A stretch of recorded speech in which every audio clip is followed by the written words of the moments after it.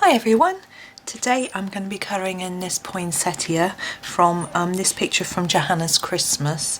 I'll just zoom out a little bit just so you can see which picture it is. I have done some tutorials on the holly and the ivy and the mistletoe already to show you how I was doing those, and I've used exactly the same technique all the way around the circle and on the ones here in the middle. So I shall zoom back in again, and we're going to be doing the poinsettia. Whoops, I'm very sorry, your eyes aren't going funny. There, I think that's good. Right, so what we're going to do is I'm going to do this red. It's a bit sort of boring perhaps, or traditional, but I want this to be a sort of red and green type picture. So I'm going to be using my Staedtler Ergosoft red, which is number 29. Now, I'm just checking that's right. Yes, it is. So what I'm going to do first, hang on a moment. I'm just going to take a sketchbook and pop it underneath the page because it's quite near the back of the book, and I need a better surface underneath it. So I'm just going to do the petals first, and then we shall do the leaves and the centre. My first idea, or what I'm going to start with, is just to go over every petal with just a light colour of red. So I'm going to use the little gentle stroke and cover each little part very gently to start with, and this just gives me a little base to work with. And while I'm doing this as well, I can explore what's going on with the plant and flower. So I'm looking at the fact that this petal I'm colouring right now is underneath. It looks like every other one is either underneath or on top. So that's going to influence how I colour them up, because although we haven't done a lot with light and shade, we've got no shadow in here and things like this, I'm going to put a little bit more on these flowers just to make them look, I don't want the whole flower to be the same shade of red. I think it will just look quite flat. With these holly berries, we've tried to add a little bit of interest by changing the amount of red that I've put down on the paper. So I think we'll do a similar thing here, but we might incorporate some other colours as well. Being a bit scribbly there, aren't I? Now the good news is that I have now got a power cable for my camera, and I've got a 4-hour SD card, so I don't have to be so worried about things running out while I'm recording, which is really exciting news. Don't worry, this isn't going to be a 4-hour video. It does mean that I can do quite a few at once if I've got a nice spare time, or if I'm just in the mood and I'm on a roll, rather than having to do, and some of the ones I've had to break into little bits because I haven't had the charge on my camera and things like that.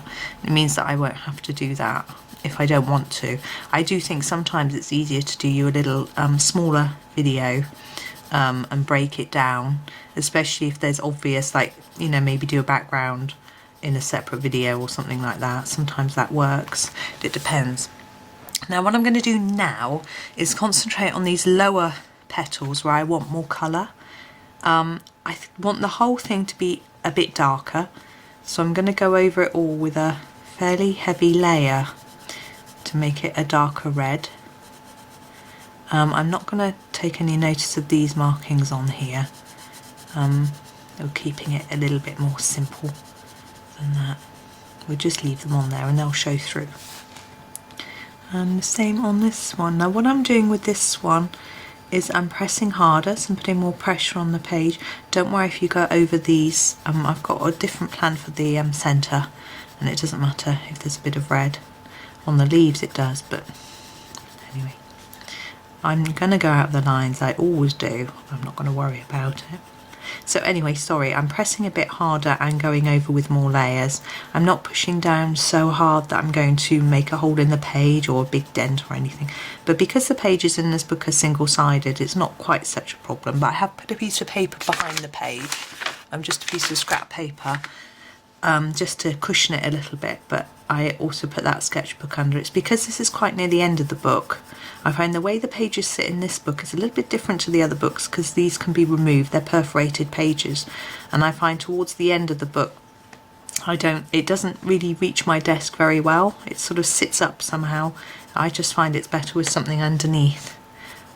So that's just my sort of personal preference. And I also use a sketchbook underneath if I'm doing a single page, you know, a printout, download, whatever you might want to call it. So now we're coming up to the last of these petals that I'm doing a little bit darker, and I want to think about that there'll be some shadowing where the petals meet the other petals, and I'm going to do that with a different colour. So I'm just going to put my red down for a moment, and I'm going to dig into my tin, and I'm going to go for this dark grey, which is number 8, and I'm not going to do it all over the petal. We're just going to do it here where it would overlap, and I'm not going to put down loads. You see, I'm going quite gently and slowly, and I just want to build up a little bit of shadow here and also around this middle bit. You'll need it to be quite sharp to get into these little details. This one's been quite recently sharpened, which is good, so it's a nice point. And I'm just going to go around all of them the same way.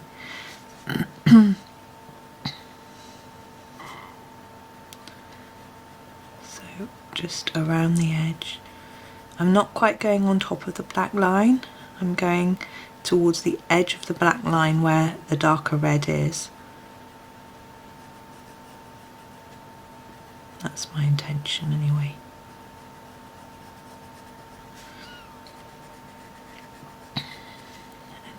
Round.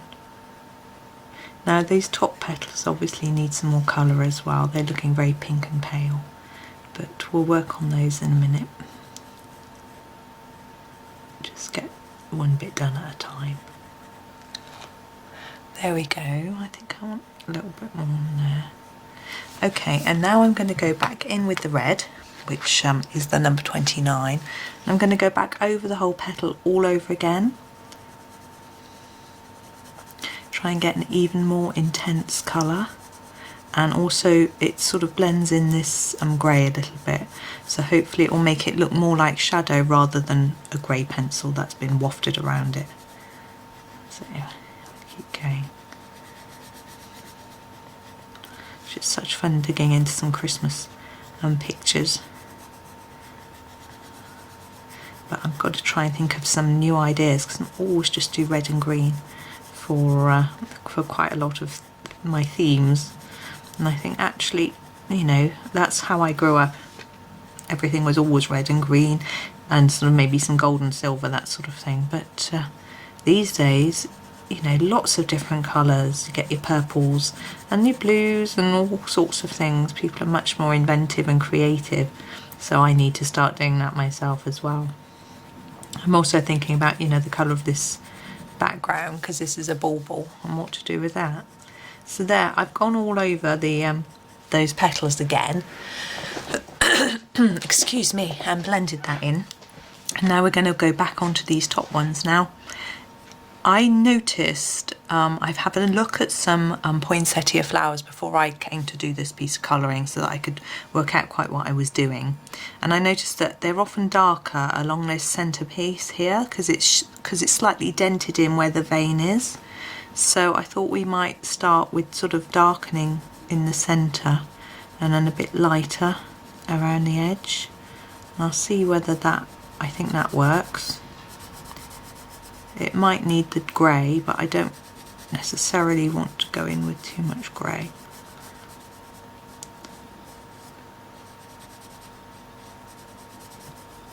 So you can see what I'm doing.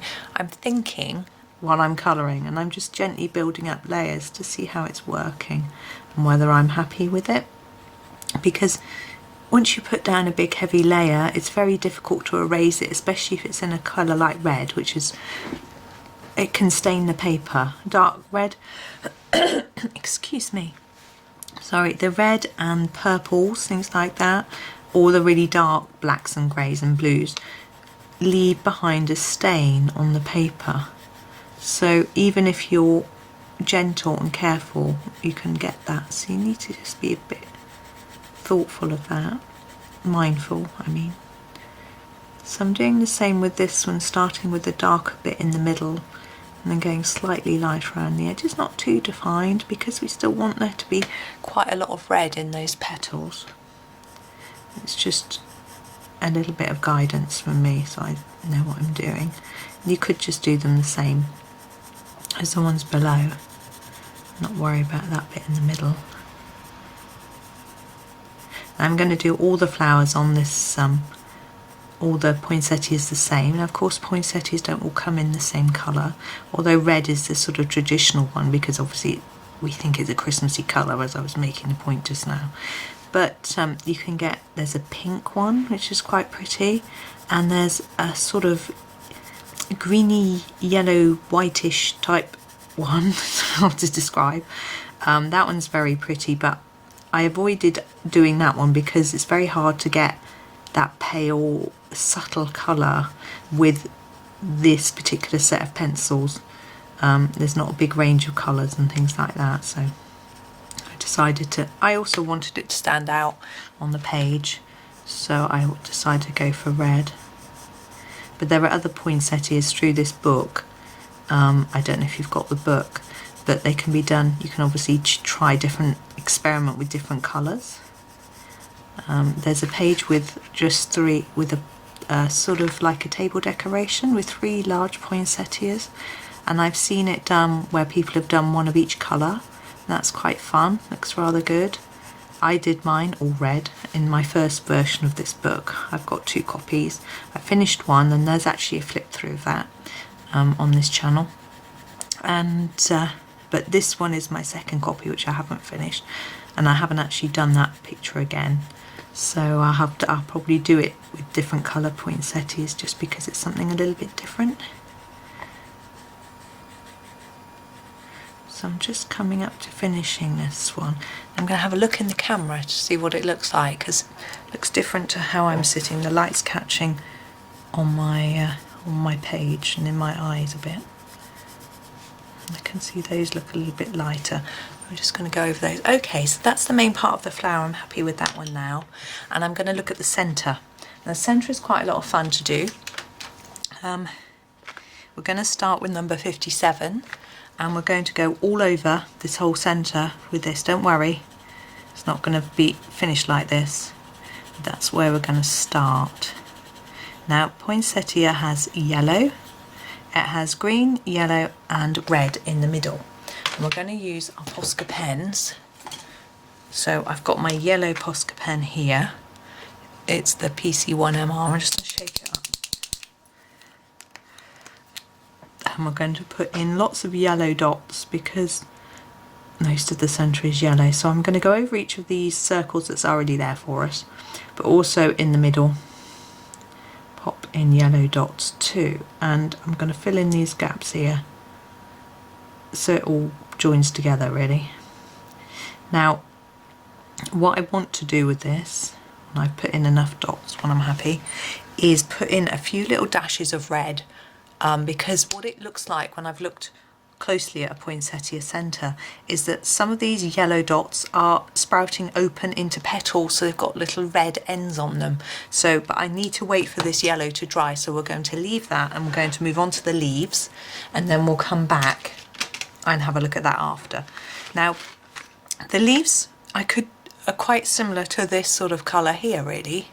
But I want to do something a little bit different, so I'm going to start with number 50, which is our sort of lightest green, and I just want to put a layer all over the leaves in the same way that I did with the red. This is a bit of a different approach. Sometimes I start with marking out the areas I want to be darker or lighter, but today I'm just going for this, doing something a little bit different. Just, I mean, it shows you as well how you can try different techniques and see what works for you. Now you can see we've got these leaves overlapping and we've got the petals overlapping the leaves, so I might do some shadowing areas under here and around the edge of here to give it some interest. We're also not going to just leave it this colour. I'll put another few layers of colour on. But I thought if I started with this lighter colour it would sort of force it to be lighter. And what's really interesting when you're mixing up colours, it's something that I learnt the other day. My husband was studying a book about colour and watercolours actually, and it was saying how I'm going to just pick up the number 52 and do some shadowing. It was saying that whether you put the which colour you put down first makes a big difference. So with the watercolour, it was saying if you start with blue and then add pink, it makes a difference compared to if you start with pink and then add blue. It's something that I had never thought about before. But with pencil, that's even more so, because a lot of these pencils, depending on your brand you're using, they aren't properly mixed together on the page. So I'm putting this green on top of this one. They're not blending together in the true sense of the word like they would if they were paint. This is just lying on top of the other one. So it makes quite a difference to the impact of the colour. So if I put the green underneath first and then the lighter colour on top, it would have looked subtly different to the effect we're getting now, which I found absolutely fascinating, but it made complete sense. So it means if you're mixing colours, say you want to make some new colours, if you've got this, if you're using these Ergosofts, you've only got 36 colours, so mixing colour is quite, you know, you might need to do it. This is number 50 again. I'm going to blend this in.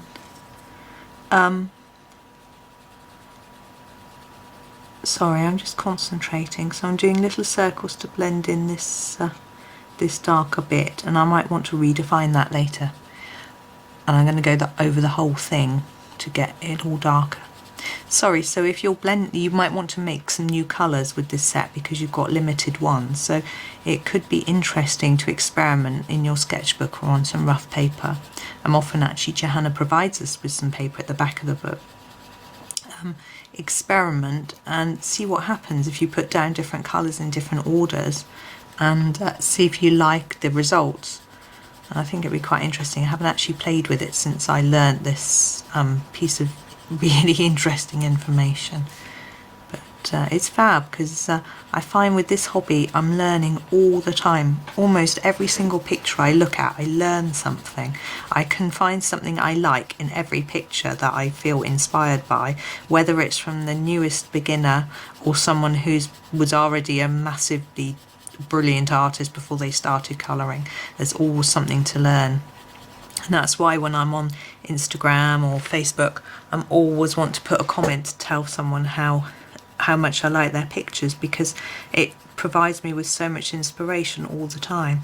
And you know, I'm so grateful to everybody for posting. It also keeps the colouring communities going, which I think is so important. For many people it can help with their mental health. For me, that's not so much why I do it. This is number 52. I just did it because it was so much fun. When I first discovered Johanna's books, I had so much fun with them that I just didn't want to stop, and I haven't. And that was in 2013. But I have found now, once people started talking about using it for mental health, I have started to recognise that I do feel calmer and more relaxed. You have to slow down, you have to really concentrate on what you're doing. You can turn off your computer, you don't have to be distracted by those notifications, news stories, etc, etc, so it can really benefit. I hope you can see what I'm doing, because I'm waffling on and not telling you. See, I'm just blending in these darker areas into the lighter areas, and what I think I want to do is to actually darken the other end as well, because I think it's looking quite nice all blended in together. And I'm going to redo that shadowing so it stands out, because it doesn't really. So I'm just doing some little circles and getting some colour down, and I'm going to try and emphasise the end a bit more and then fade it down by lowering the pressure as I blend it towards this lighter colour. And I'm going to do the same here. So I'm going to take this out a little bit more here and here by just blending it, little circles, and just gently pulling the darker colour out towards the centre. Pulling, it sounds like I'm not really pulling anything. So darker in the corner and then gentler, lighter circles as we go out. That's it, and the same on this one. So I saw this absolutely brilliant picture by Chris Cheng. She is amazing, and she had done some fairy lights and they looked spectacular within a sort of wreath picture that she'd done, and I'm actually absolutely dying to have a go. I'm going to go back over just the edge and just try and blend it back in so we haven't got a rough edge. I'm dying to try it and to see whether I can. I've watched a bit of the video where she did it, and she uses her Prismacolor pens and the Posca pen, and I don't have all those Prismacolor. I have a few, but not the one she was using. So I think I'd love to have a go. I wonder if I could do it with Staedtler. I'm not sure, or whether I could do it with the polychromos. I'm going to use the grey, as we did on the flower, to emphasise this little area of shadow here. So I'll have a play with that at some point, and if it works then I'll do a little demo, but if it's a disaster we shall never speak of it again. We'll see what happens. I'm not even sure where I'm going to practice it on, which picture or anything yet, so it all depends. I always have these ambitions to do this, that and the other, and then I run out of time because sadly work gets in the way. Okay, but you know, I am very grateful that I've got work. So I'm going to go in with this red. This is the same sort of Posca as the yellow, and you could use felt pen for this, or gel pen. You wouldn't be able to do the green pencil background behind a felt tip pen because then the yellow wouldn't show up. But any gel pen, paint pen, even dots of yellow paint you could use for that. And now I want really, really subtle little tiny red bits, so I'm just gonna tap it on. It's not gonna, no paint comes out at all. Hang on, I'm just gonna get on some rough paper. There we go. Sometimes they have to be encouraged slightly. It still doesn't want to come out, it's because I'm trying to be really subtle. Come on, little pen, there we go. And I'm just going to put the very lightest little few dots around. I'm making sure they're going on top of the yellow rather than the green. There we go. I'm going to leave that there. Now my plan for the rest of this is to do the other poinsettias in the picture. Let me zoom out a little bit. Wrong way. I'll just pick the wrong way. So I'm going to do the other two poinsettias here the same as this one. I won't do those on camera, it will be exactly the same method. And what I'm going to do is I'm going to record this, doing this ribbony bit, because I've got a plan and I hope it works. So I shall record it and hope, fingers crossed, that it will work. And I haven't really decided what I'm doing with this top bit or with the main part yet, but we'll see. And we've also got this cute little robin. But anyway, I shall stop babbling on. I hope you enjoyed the video. Thank you very much for watching, and happy colouring.